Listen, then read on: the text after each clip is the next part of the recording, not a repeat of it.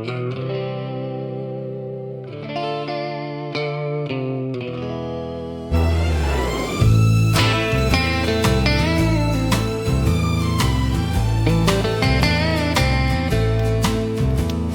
a highway in September, when the sun was sinking low,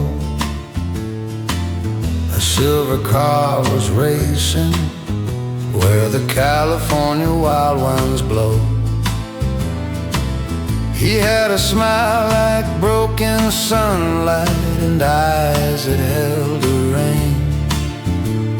A boy who burned so bright and fast he never... 1955, the year James Dean lived forever. 5:45 in the evening, September 30th, 1955. An intersection near Sholam, California, where two roads meet under the fading light of an autumn sky. A silver Porsche 550 Spider, racing number 130, nicknamed Little Bastard, a young man at the wheel. 24 years old, 3 films to his name. And then, impact. He made 3 films. 2 were released after he died. 70 years later, his face still sells posters, his quotes still inspire tattoos, and teenagers who were not born until decades after his death still call him their hero. How does a man who lived only 24 years become immortal? This is not a story about acting. Not really. This is a story about what happens when talent meets tragedy, when vulnerability becomes rebellion, when a young man burns so bright that even death cannot extinguish the flame. 7 days before the crash, James Dean had dinner in Los Angeles with the distinguished British actor Alec Guinness. Dean was proud of his new sports car, the fastest thing he had ever owned. He wanted to show it off. Guinness looked at the sleek silver machine and felt something he could not explain. A chill, a premonition. He turned to the young American star and said something extraordinary. "Please, never get in it. If you get in that car, you will be found dead in it by this time next week." Dean laughed. He was 24. He was invincible. He was James Byron Dean, and the world was finally his. But to understand how he got to that intersection, how he became the face of eternal youth, we have to go back to Indiana, to a boy who lost everything before he ever had a chance to win. The Indiana boy. Marion, Indiana, February 8, 1931. The world was sliding into the Great Depression. Mildred and Winton Dean welcomed their son into a world that was learning how to survive on less. They named him James Byron Dean, Jimmy to his mother. The boy who would become the symbol of cool rebellion started life as a quiet, sensitive child who adored his mother above all things. Mildred Dean sang to him, read poetry, took him to movies. She nurtured the artistic soul in her son, the dreamer, the boy who felt everything too deeply. In the photographs from those early years, young Jimmy clings to her like she is the only solid thing in a shifting world. And then, when he was 9 years old, she died. Cancer, swift and merciless. Mildred Dean was 39 years old when she left her son behind. The funeral destroyed him. Family members had to pull the 9-year-old boy away from his mother's coffin. He did not understand why they were taking her. He did not understand why she would not wake up. His father Winton could not cope. A dental technician struggling to make ends meet, suddenly alone with a grief-stricken boy. Winton made a decision that would haunt James Dean for the rest of his life. He sent him away. Jimmy was put on a train to Fairmount, Indiana, to live with his aunt and uncle. Hortense and Marcus Winslow were good people. They loved the boy. They gave him a home on their farm, chores, stability, everything except the one thing he needed: his mother, his father, the feeling that he had not been abandoned. Fairmount was flat farmland and long silences. Jimmy helped with the hogs and the chickens. He learned to be alone. He learned that the people you love can disappear without warning, and that sometimes love is not enough to make someone stay. But there was one person in Fairmount who saw past the quiet, wounded boy. Her name was Adeline Knoll, and she taught drama at Fairmount High School. She gave Jimmy his first role. She watched him transform on stage. This shy farm boy, this kid who could barely look you in the eye, became electric when he performed. He was not pretending to be someone else. He was finally allowing himself to be seen. Adeline Knoll told him he was gifted. She told him he could make it. She told him that the world beyond Fairmount Paramount was waiting, and Jimmy, who spent his evenings at the movie theater watching Marlon Brando in A Streetcar Named Desire, started to believe that maybe acting was not just escape, maybe it was salvation. By the time he graduated high school in 1949, James Dean had made his decision. He would go to California. He would find his father. He would become an actor. He would become somebody his mother would have been proud of. The wandering years. California did not welcome him with open arms. His father Wynton had remarried. The new family did not quite know what to do with the intense young man from Indiana who showed up wanting to belong. Dean enrolled at Santa Monica College, then UCLA. He studied drama. His teachers saw the talent, but also the turbulence. He was brilliant in moments, but undisciplined, moody, difficult to reach. He could not sit still in classes about theory when all he wanted to do was feel. He dropped out. He started auditioning. Small parts, background work, commercials, Pepsi Cola, a Coca-Cola ad where his voice was deemed too unpleasant and was dubbed over. Hollywood had no idea what to do with him. He was not handsome in the classical way. His eyes were too intense. His energy too strange. Casting directors wrote him off as too quirky, too method, too much. So in 1951, James Dean did the boldest thing he had ever done. He left California. He moved to New York City. He had almost no money, no connections, no backup plan. What he had was hunger. New York was where serious actors went. New York was Broadway and live television and the Actors Studio, where Lee Strasberg taught something called method acting. It was what Marlon Brando had studied. It was about truth, about using your own pain to create real emotion on stage. James Dean auditioned for the Actors Studio. He was accepted. He studied with Strasberg. He watched Brando's work obsessively. He learned to channel all that abandonment, all that loss, all that desperate need to be loved, into his performances. He started getting work. Television dramas, live broadcasts where there were no second takes. He played a bullied teenager, a misunderstood soldier, a young man on the edge. He played versions of himself, and audiences felt it. On Broadway, he landed a small role in See the Jaguar. The play closed quickly, but critics noticed Dean. Then came The Immoralist, a more substantial role, more attention. Casting directors started asking for him by name. Directors started calling. He was still poor, still sleeping on friends' couches, still eating when he could afford to, but he was building something. His reputation was spreading. Intense, unpredictable, brilliant, difficult, could not take direction well but could break your heart with a glance. By 1954, James Dean was the worst-kept secret in New York theater. Every casting director knew his name, but he was still waiting for the role that would change everything. That role was about to find him. East of Eden. The director Elia Kazan was a legend. He had directed Brando in A Streetcar Named Desire. He knew how to work with method actors. He knew how to find the raw truth in a performance. In 1954, Kazan was preparing to film East of Eden, John Steinbeck's biblical story of brothers competing for their father's love. He needed someone to play Cal Trask, the bad son, the one who tries so hard to earn affection and is constantly rejected. He needed someone who understood what it meant to be unwanted. Paul Newman tested for the role. So did other clean-cut Hollywood types. Then Elia Kazan saw James Dean. The screen test is the stuff of legend. Dean did not perform. He existed. The camera loved him. Every flicker of pain, every moment of hope, every desperate attempt to hide vulnerability behind hostility, it was all there. Kazan knew immediately. This was not acting. This was confession. Dean got the role. He moved back to California. Filming began in Mendocino and Salinas, Steinbeck Country, in the spring of 1954. On set, Dean was difficult. He clashed with Raymond Massey, who played his cold father in the film. Massey was old school, theatrical, precise. Dean was chaos. He mumbled. He moved unpredictably. He stayed in character between takes. Massey found him unbearable. But that tension, that real resentment, made their scenes crackle with authenticity. Julie Harris played Abra, the love interest. She watched Dean with fascination. He was like no one she had ever worked with. Vulnerable in a way male actors were not supposed to be. Willing to look weak, to cry, to beg for love on screen. There is a scene near the end of East of Eden where Cal tries to give his father a gift, money he has earned to save the family. His father rejects it, rejects him, and Cal breaks down. James Dean broke down. Not the character. The man. The boy from Fairmount who was sent away. Who never understood why his father could not love him enough to keep him. When East of Eden premiered in March 1955, audiences had never seen anything like it. This was not John Wayne masculinity. This was not Cary Grant charm. This was a young man allowing himself to to be destroyed on camera. It was revolutionary. The film was a massive hit. James Dean became a star overnight. Fan mail poured in. Magazine covers. Interviews. The studio knew they had discovered something special. Dean received an Oscar nomination for Best Actor. It would be announced after his death. But in the spring of 1955, he was alive, he was famous, and he had 2 more films to make. One of them would turn him into an icon. Rebel Without a Cause. Nicholas Ray was a director who understood outsiders. He understood teenagers who did not fit. He understood the rage of young people who were told to be grateful, to conform, to be quiet. In 1955, he started filming Rebel Without a Cause, the story of Jim Stark, a teenager who moves to a new town, who wants to be good, who wants his parents to show him how to be a man, and who finds only weakness and confusion. It was James Dean's story. It was every teenager's story. The film was shot in Los Angeles. Griffith Observatory became the iconic backdrop, and there was the jacket, the red windbreaker. Dean insisted on it. He wanted something that would pop in Technicolor, something that would become a uniform, a symbol. That jacket is now in museums. It is one of the most famous pieces of clothing in cinema history. For 70 years, teenagers have copied it, worn red jackets hoping to capture even a fraction of that rebel cool. But it was never really about the jacket. It was about what Dean did while wearing it. The cast was extraordinary. Natalie Wood was only 16, already a veteran actress, playing Judy, the girl looking for someone real. Sal Mineo played Plato, the lost boy, the outsider, the kid who just wanted a friend. The 3 of them created something magical on screen, a makeshift family, the family they all wished they had. The Chicky Run scene, where teenagers race stolen cars toward a cliff, where Jim's opponent dies because his jacket gets caught. It is one of the most intense sequences in cinema. Dean's face as he watches the car go over, the horror, the guilt,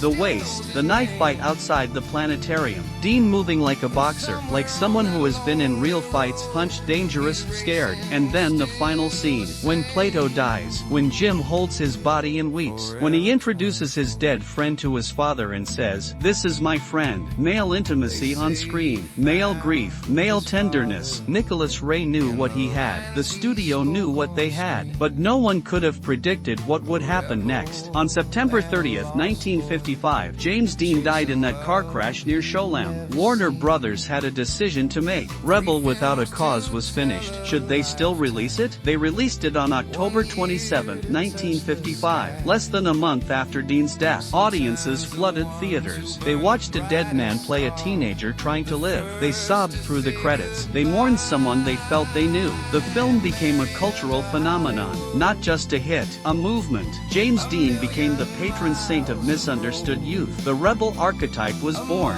Every brooding teenager in a leather jacket, every young person who felt too much, every kid who could not explain why they were angry, they all found themselves in Jim Stark. They all found themselves in James Dean. Giant and the racing obsession. Even as Rebel Without a Cause was being edited, Dean was already on his next project, Giant, the sprawling Texas epic based on Edna Ferber's novel. 3 hours long. Decades of story, a massive ensemble cast. Elizabeth Taylor played Leslie, Rock Hudson played Bick Benedict, and James Dean played Jet Ring, the ranch hand who strikes oil and becomes rich but never quite becomes whole. It was Dean's most ambitious role. He had to age from a young man to middle-aged. He had to show the corruption of the soul, the way bitterness can hollow you out. Director George Stevens was meticulous, perfectionist. He wanted take after take. Dean, who worked on instinct, found it suffocating. They clashed. Dean thought Stevens was stifling him. Stevens thought Dean was undisciplined. But the performance Dean gave was astonishing, especially the final scene. Jet Ring's drunken speech at his hotel opening. Slurring, stumbling. A man who got everything he wanted and realized it meant nothing. Dean improvised much of it. Stevens hated that he went off script, but he kept the cameras rolling, and he used the take.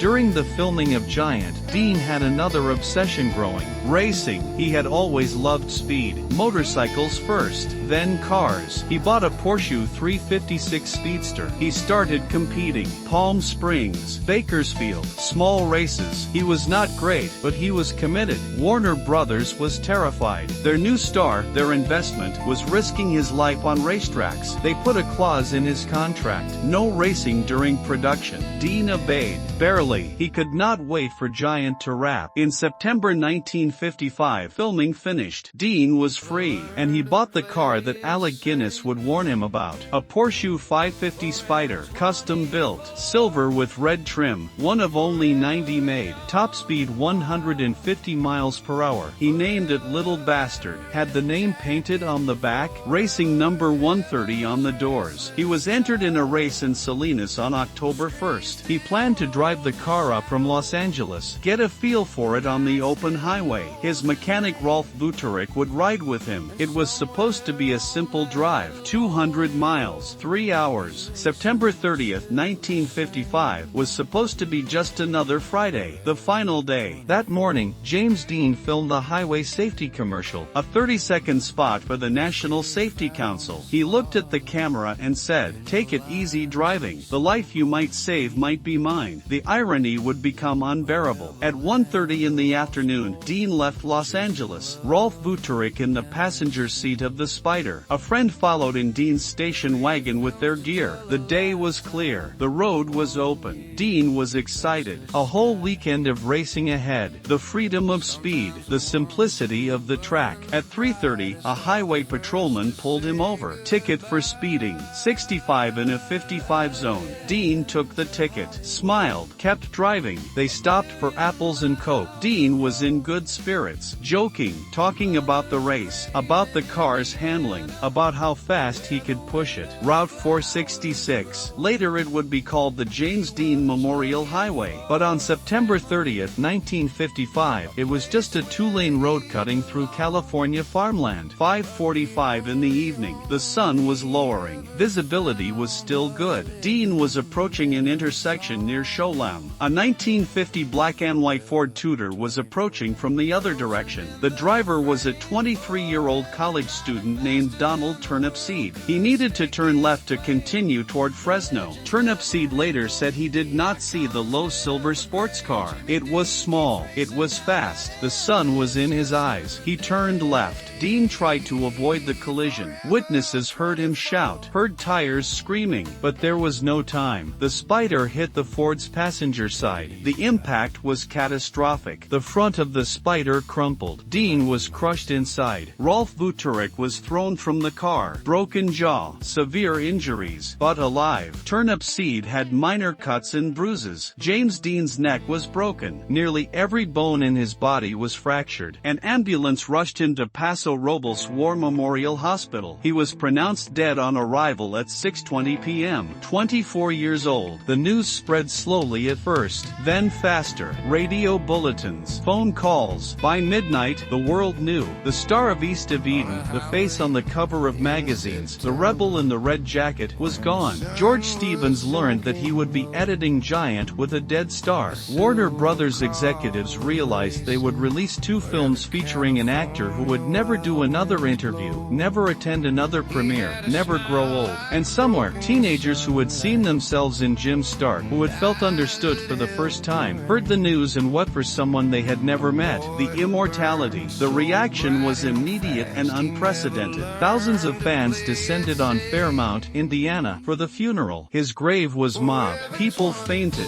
wept openly, clawed at the ground. Warner Brothers received 8,000 letters a month addressed to James Dean. For years, letters to a dead man. Fans who refused to believe. Fans who needed to tell him what he meant. Some insisted he was still alive, disfigured, hiding. It was the first modern celebrity death conspiracy. People could not accept that someone so vital could simply stop. Giant was released in October 1956. Dean received his second posthumous Oscar nomination, the only actor ever nominated twice after death. He did not win either time, but it did not matter. Awards were not what made him immortal. Elvis Presley called James Dean his greatest influence. So did Dennis Hopper. So did Martin Sheen. Generations of actors studied his 3 films like scripture. 3 films, 90 days of screen time, a masterclass in vulnerability. The rebel archetype spread. Leather jackets, denim, the slumped posture, the cigarette, the wounded masculinity. Every brooding young actor for the next 70 years would be compared to Dean. But here is what they could not copy: the truth. Dean was not pretending to be vulnerable. He was vulnerable. He was not acting hurt. He was hurt. And somehow, impossibly, that pain translated across decades. Teenagers in the 60s saw Rebel without a cause and recognized themselves. So did teenagers in the 80s, the 90s, 2020. Because the feeling of being misunderstood, of wanting your parents to see you, of needing love and not knowing how to ask, that does not change. That is what it means to be young. Marlon Brando, the actor Dean idolized, said something haunting years later. He would have been magnificent. But maybe the magnificent thing was that he never had the chance to disappoint us. There is cruelty in that truth, but also wisdom. We never had to watch James Dean grow old, make bad movies, lose the hunger, become just another actor. He stayed 24 forever, perfect in amber, the eternal rebel. The close. If you drive to Showlam today, there is a memorial near the intersection. A stainless steel column wrapped around a tree. Fans leave flowers, photographs, notes. I was lost until I saw East of Eden. You made it okay to feel. Thank you for showing us we were not alone. 70 years later, they still come, still talk to him, still feel seen by someone who has been dead longer than he was alive. Why do we remember some and forget others? What is it about certain people, certain faces, certain souls that refuse to fade? Maybe it is because James Dean never lied. Not on screen, not in his 3 brief films. He brought every ounce of his abandonment, his loneliness, his desperate hunger to be loved, and he gave it to us without armor. He showed young men it was not weakness to cry, to need, to break. That was revolutionary in 1955. It still feels revolutionary now. James Dean was not the greatest actor of his generation. He did not have time to be. He made 3 films, loved fast cars, and died before he could vote in a presidential election. But somehow, impossibly, that was enough. Because James Dean understood something that most of us spend lifetimes learning. That being young is not about how many years you have. It is about how fully you burn. He burned for 24 years. And 70 years later, we are still warming ourselves by the fire. Some people live entire lifetimes without ever being truly seen. James Dean lived 24 years and is seen by millions, still, every single day. Maybe that is what immortality really means. Not living forever, just never being forgotten. Call to action. What does James Dean mean to you? Does his legend still speak to young people today? Tell us in the comments below. Subscribe to Starlight News Network for more stories of the legends who burned brightest in Hollywood's golden sky. And if you have not seen our previous episodes on Marlon Brando and Robert De Niro, the links are waiting for you. Until next time, remember, some flames never go out.